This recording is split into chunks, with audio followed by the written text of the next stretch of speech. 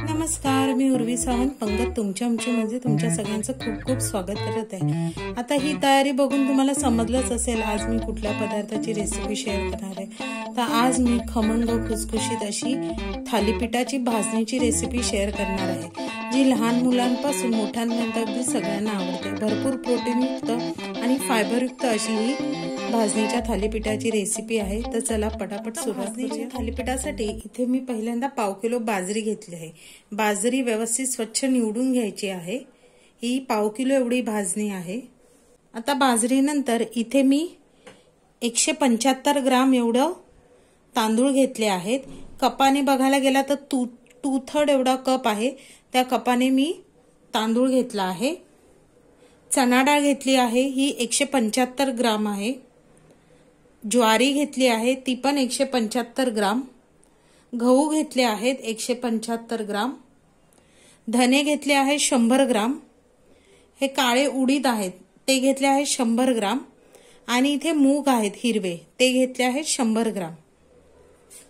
आता ह्याच्यात मी हे जवळजवळ 1 टेबलस्पून एवढी काळी मिरी, जिरं, बडीशेप आणि 1 छोटा चमचा एवढा ओवा घेतला आहे। आणि थोडं चवीला मेथी घेतली आहे, अगदी अर्धा चमचा एवढीच मेथी आहे ही। आता बारीक गॅसवर आपण पहिलं बाजरी भाजून घेऊया। बारीक गॅसवर बाजरी खमंग अशी भाजून घ्यायची आहे।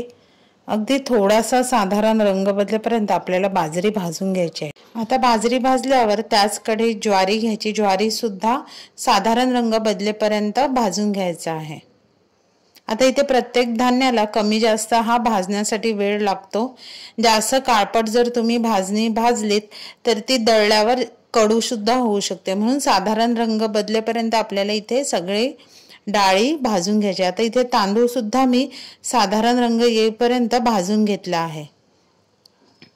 आता त्याच्यात गहू सुद्धा आपल्याला खरपूस असे भाजून घ्यायचे आहेत। आता इथे गव्हाचा साधारण रंग बदलला की त्याच्यात मी चणा डाळ घेतली आहे। चणा डाळ सुद्धा आपल्याला खरपूस असा रंग बदलेपर्यंत भाजून घ्यायचा आहे।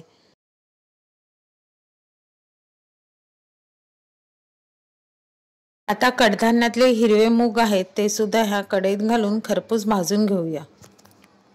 आता मूग भाजताना मस्त असा वास येतो खमंग, तर तो खमंग वास आला की समजून जायचं आपले मूग भाजून झालेले आहेत। आता इथे धने सुद्धा आपल्याला कलर बदलेपर्यंत भाजून घ्यायचे आहेत। आता धने झाल्यावर इथे काळे उडीद आहेत। काळे उडीद सुद्धा आपल्याला खमंग भाजून घ्यायचे।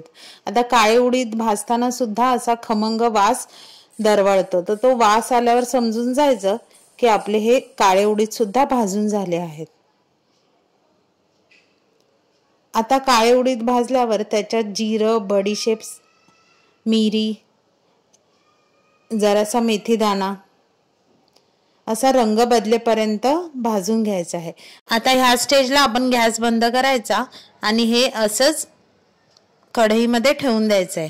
आता तुम्ही इथे बघू शकता आपण सगळी जी वेगवेगळी भाजणी भाजून ठेवलेली ती एकत्र करायची आणि पूर्णपणे थंड करून मगच घरघंटीवरून दरदरीत असं दळून आणायचं।